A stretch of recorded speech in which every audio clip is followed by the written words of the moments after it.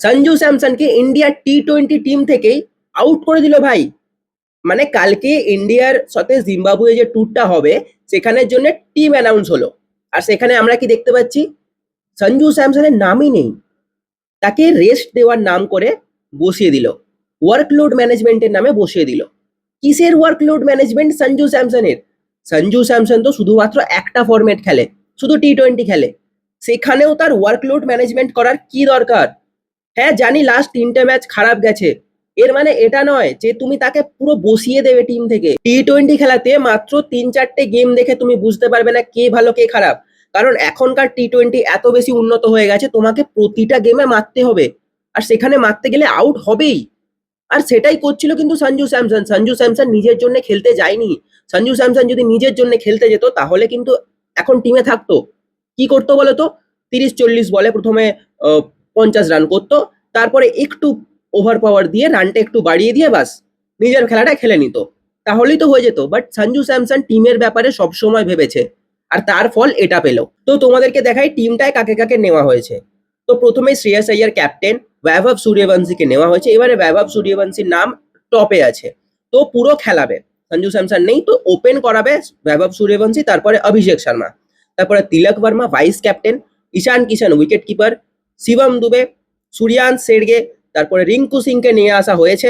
রিঙ্কু সিংকে ফিনিশারের জন্য নিয়ে আসা হয়েছে, কারণ আমাদের টিমে এখন আর সেই ফিনিশারের রোল করার কেউ নেই, শুধুমাত্র শিবম দুবে আছে, আর রিঙ্কু সিংকে এখানে খুব দরকার পড়বে। তারপরে হর্ষ দুবে, তারপরে আছে বরুণ চক্রবর্তী, প্রিন্স যাদব, यश ঠাকুর, অশোক শর্মা, ময়ঙ্ক যাদব আর প্রভ সিমরন সিং।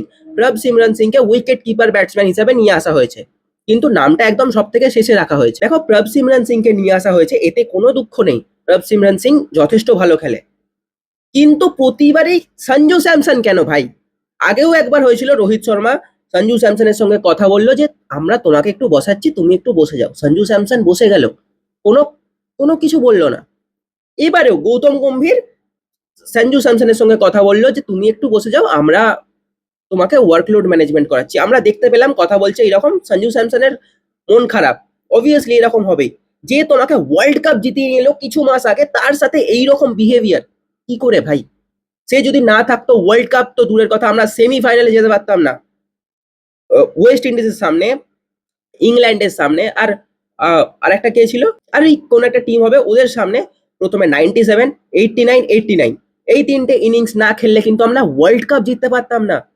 আর সেই রকম প্লেয়ারের সাথে এইরকম বিহেভিয়ার। হ্যাঁ জানি অলিম্পিক্সের যে টিমটা আছে সেখানেতে সঞ্জু স্যামসনের নাম আছে, বাট এখানে বসানোর কি দরকার ছিল?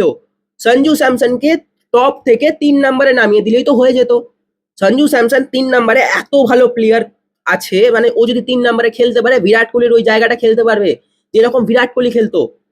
সঞ্জু স্যামসন ক্লাসিক খেলে, মেরেও খেলতে পারে, ধরেও খেলতে পারে, আর ওই স্টেবিলিটি কিন্তু পুরো ব্যাকবোন হিসাবে দাঁড়াতে পারতো সঞ্জু স্যামসন, যেটা বিরাট কোহলি করতো। তো টিমটা দেখো এরকমই হতো যে প্রথমে বৈভব সূর্যবংশী, অভিষেক শর্মা ওপেন করতো, তারপরে আসতো আমাদের সঞ্জু স্যামসন, তারপরে ঈশান কিষান, তারপরে আসতো আমাদের ক্যাপ্টেন শ্রেয়াস আইয়ার। এবার তারপর যে যে খেলানোর উচিত ছিল তাদেরকে খেলালেই হয়ে যেত, বাট না, ওয়ার্কলোড ম্যানেজমেন্টের নামে সঞ্জু স্যামসনকে বসিয়ে দেওয়া হলো। আর এটার পেছনে কিন্তু কোনো ক্ল্যারিফিকেশনও আসেনি, না কোচের থেকে না সিলেক্টরদের থেকে। হঠাৎ করে ওদের যেটা মনে হচ্ছে সেটাই ওরা করে যাচ্ছে, কেউ তো কিছু বলার নেই, যেটা ওরা পাচ্ছে, যাকে ইচ্ছা আনছে ঢোকাচ্ছে, যাকে ভাইস ক্যাপ্টেন বানানোর বানিয়ে দিচ্ছে। তিলক ভার্মার কত কি পারফরমেন্স আছে ভাই, যে ওকে ভাইস ক্যাপ্টেন বানিয়ে দেওয়া হয়েছে? নিজের জন্য খেলে কেউ টিমেতে জায়গা করে নিচ্ছে, আর টিমের জন্য খেলে সেই টিম থেকে বাইরে চলে যাচ্ছে, এটা হওয়া খুব ভালো না। এবার তোমরা বলবে 3টে ম্যাচে খারাপ খেলেছে, কত কত চান্স দেবে, কত চান্স দেবে? ভাই ওয়ার্ল্ড কাপ জিতিয়ে নিয়ে এসছে, এবার বলে ওয়ার্ল্ড কাপ জিতিয়েছে বলে কি সব সময় খেলাতে হবে? সব সময় কেন খেলাবে? ওকে 3 নম্বরে খেলিয়ে দাও, ওকে ধরে খেলতে বলো একটু। 3 নম্বরে ও যে স্টেবিলিটি দেবে না, আর কেউ দিতে পারবে না, এই টিমে কেউ নেই। ঈশান কিষান একমাত্র আছে যে ওরকম একটু খেলতে পারবে। ঈশান কিষান 4 নম্বরে যা খেলবে অন্য কেউ খেলতে পারবে না, আর শ্রেয়াস আইয়ার 5 নম্বরে। এই জিনিসটা কিন্তু সূর্য কুমারের সঙ্গেও হয়েছে। সূর্য কুমারকে তো ভাই ডাইরেক্ট ক্যাপ্টেন্সি থেকে টিম থেকে বাইরে করে দিল, ওর রান আসছিল না, আমরা সবাই বলেছিলাম সরিয়ে দেওয়া উচিত, বাট এইভাবে নয়, হঠাৎ টিম থেকে ছিটকে দেওয়া নয়। আয়ারল্যান্ডের সিরিজটা দিয়ে ওকে যদি এটা বলা হতো তুমি এটার ক্যাপ্টেন্সি করো, মিড সিরিজে তুমি ক্যাপ্টেন্সি শ্রেয়াস আইয়ারকে দিয়ে তুমি তোমার রিটায়ারমেন্ট অ্যানাউন্স করে দাও, তাহলে কত সুন্দর ট্রানজিশনটা হতো বলো তো। সে রেসপেক্টও পেত, তাকে রেসপেক্ট দেওয়াও হতো, সে অ্যাজ এ ক্যাপ্টেন ট্রফি জিতিয়েছে। সো এটুকু তো কর্তব্য ছিল। বাট আমাদের কোচ, সিলেক্টার্স, এরা কেউ আর প্লেয়ারদেরকে সম্মান করতে জানে না, সম্মান করছে না, আর আমার মনে হয় না করবেও না। এই জন্যে প্রতিটা প্লেয়ার না ভয়ে ভয়ে আছে যে আমাদের একটু খারাপ পারফরমেন্স আসবে আর আমরা টিম থেকে ড্রপ হয়ে যাব। এই ভয়টা যদি থেকে যায় তো কিছুই হবে না। তোমাদের যদি এতে কিছু মতামত থাকে অবশ্যই জানিও।